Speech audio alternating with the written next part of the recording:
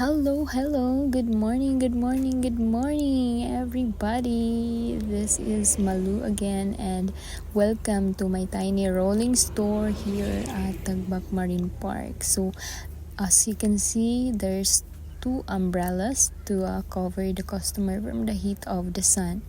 Yes, very pink, very girly yung ating rolling store. Here you can see the sign of for rent umbrellas, and this side you can see also na I wrote the items available, and this may pa-sliding window pa tayo dyan. And in the front view meron din tayong dinisplay ng mga item dahil may mga customer na titingin sila sa gilid, from the front and from the other gilid, kaya always ready yung ating mga items. We also accept GCash payment for your convenience, para yung iba hindi na makapagdala ng cash ay pwede silang magbayad through GCash, diba? So full package na yung ating maliit na rolling store. Wouldn't you like it? Diba? So this side you can see my sealing machine, and masisilip din natin yung first ever signage ng Kairos na nagiging first ever sticker design of Kairos banana chips also. So here, welcome and hi everyone.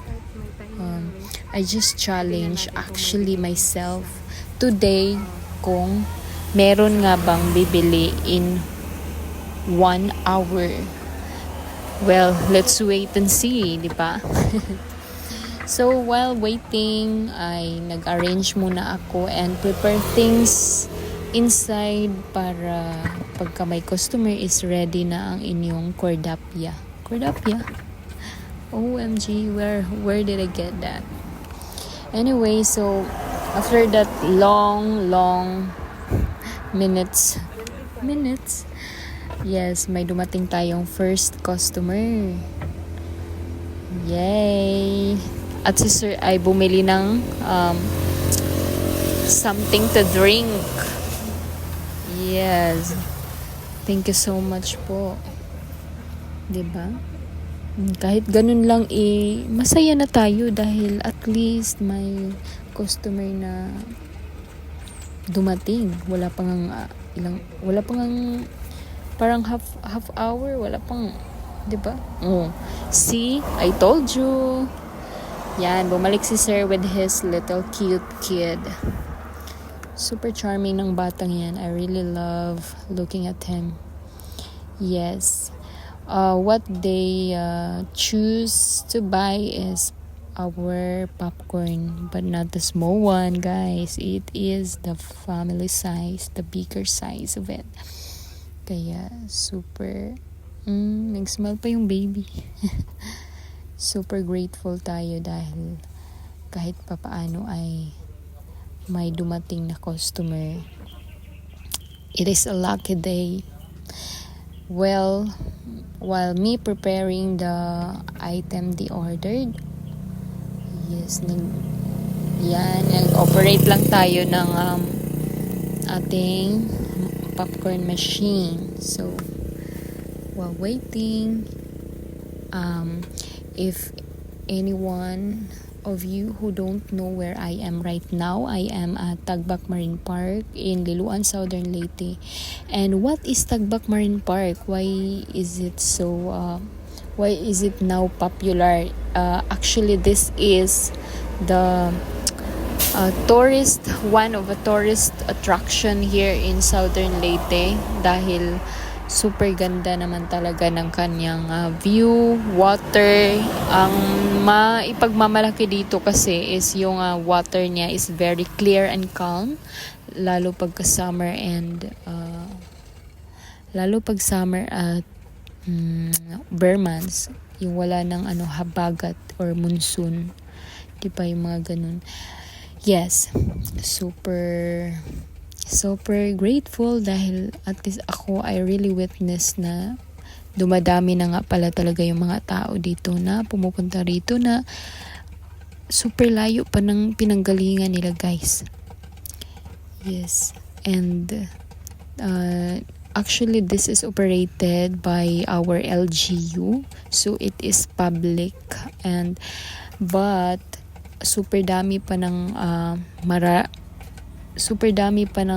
pwede mong puntahan dito, but they are private resorts na super ganda kasi white sand and ganun din yung water, tapos yung vibe niya is nature, ganun, very calm, very green, ganun siya.